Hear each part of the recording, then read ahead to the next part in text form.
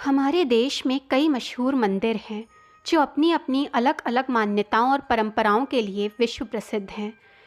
इन्हीं सबसे ज़्यादा प्रसिद्ध धार्मिक स्थलों में से एक है तिरुपति बालाजी का मंदिर। ये मंदिर लोगों के बीच बहुत फेमस है, जिसे लेकर कई सारी मान्यताएं हैं। इस मंदिर से आस्था, प्रेम और कई रहस्य भी जुड़ा हुआ है, जिसकी वजह से यहाँ भक्तों की भारी भीड़ देखने को मिलती है।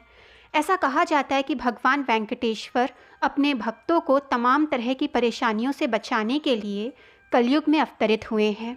मान्यता है कि तिरुपति बालाजी भगवान विष्णु के अवतार हैं। ऐसा भी कहा जाता है कि कलयुग में जब तक भगवान वेंकटेश्वर रहेंगे, तब तक कलयुग का अंत नहीं हो सकेगा। धार्मिक मान्यताओं के अनुसार तिरुपति बालाजी मंदिर को कलयुग का वैकुंठ कहा जाता है। भगवान वेंकटेश्वर को श्रीनिवासा, बालाजी और गोविंदा के नाम से जाना जाता है। आपने देखा या सुना होगा कि भगवान वेंकटेश्वर की आंखें हमेशा बंद रहती हैं, जबकि अन्य मंदिरों में देवी देवताओं की आंखें बंद नहीं रहती। ऐसे में आप सोच रहे होंगे कि आखिर तिरुपति बालाजी की आंखें बंद क्यों रहती हैं। तो आइए जानते हैं। धार्मिक मान्यताओं के अनुसार भगवान वेंकटेश्वर का कलयुग में निवास तिरुपति मंदिर में है। ये मंदिर आंध्र प्रदेश के तिरुपति जिले की पहाड़ी में तिरुमला में स्थित है।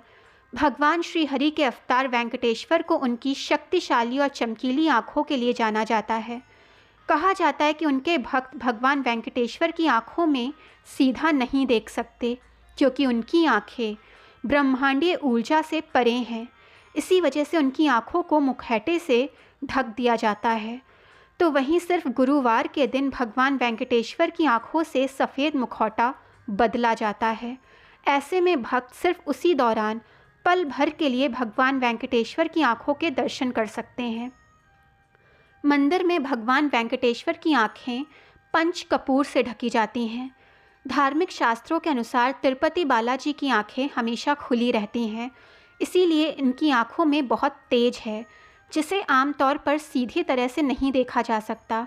इसीलिए भगवान की आंखें हमेशा कपूर से ढकी रहती हैं। ऐसे में भक्तजन सिर्फ गुरुवार के दिन ही भगवान की आंखों के दर्शन कर सकते हैं। सप्ताह के हर गुरुवार पर भगवान वेंकटेश्वर को चंदन का लेप लगाया जाता है, फिर उनकी मूर्ति पर चंदन लगाया जाता है। ऐसा कहा जाता है कि उनके हृदय पर चंदन का लेप लगाने से माता लक्ष्मी की छवि दिखने लग जाती है। तिरुपति बालाजी के लिए रोज़ाना 100 फीट लंबी माला बनाई जाती है। उनको 27 प्रकार के फूलों की माला अर्पित की जाती है। बताया जाता है कि सभी मालाओं में लगे फूल अलग अलग वाटिकाओं से मंगाए जाते हैं। तो वहीं वैकुंठ उत्सव और ब्रह्म उत्सव के मौके पर विदेशों से भी फूल मंगवाए जाते हैं। दोस्तों, जानकारी पसंद आए तो चैनल को लाइक, सब्सक्राइब एंड शेयर करें, ताकि चैनल की नोटिफिकेशंस आपको मिलती रहें।